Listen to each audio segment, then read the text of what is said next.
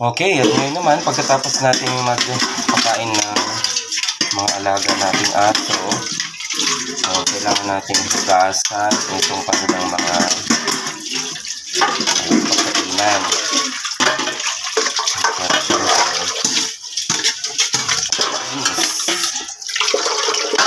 Hindi sila magkaroon ng mga bulati.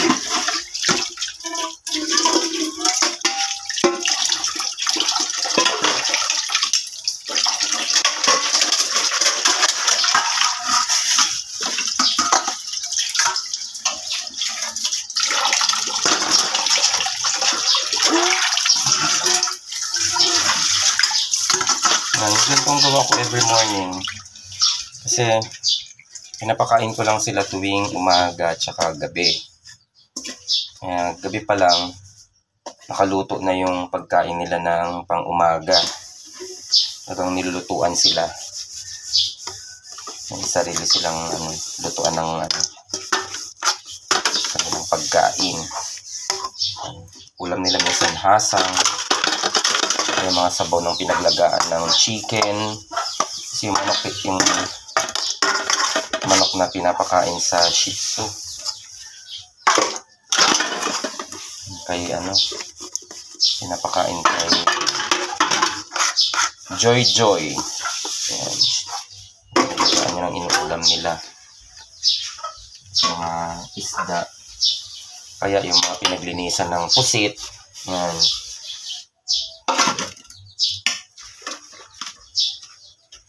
Meron din silang sariling sandok. Sandok para sa aso. Ito dati yung pinaglulutuan ng pagkain nila, kaya lang butas na.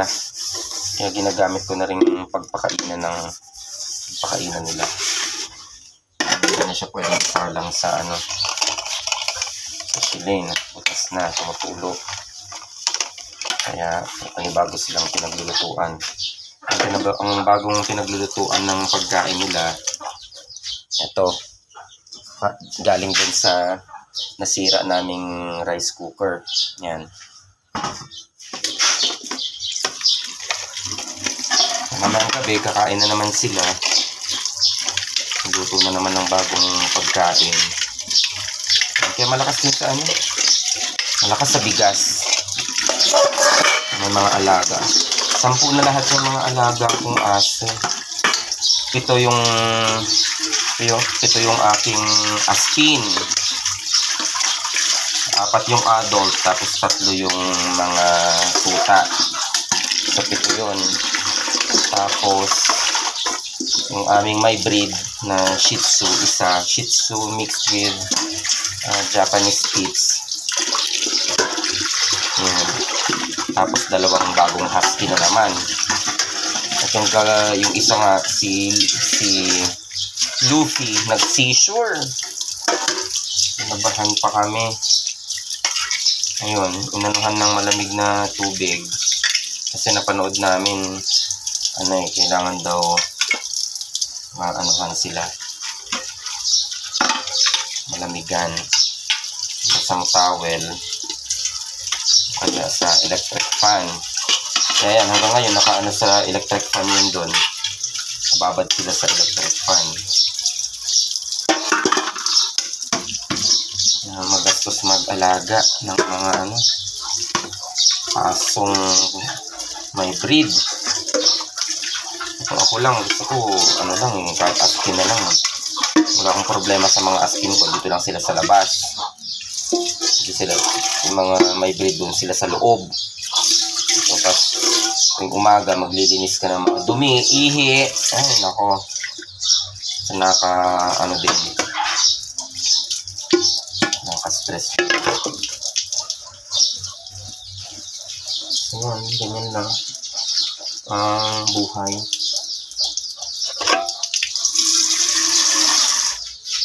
Araw-araw linis. Kaya minsan pag may pasok, hindi na maharap. Buti na lang ngayon bakasyon na. Makakapag linis. Kaya plano kong gumawa ng ngayong araw gagawa din ako ng mga kulungan nila. Kasi yung aking mga adult na dogs, si Pochi at saka si Princess, nangahabol dyan sa labasan. Nakakawala sila dun sa gate. Nangahabol sila. Kaya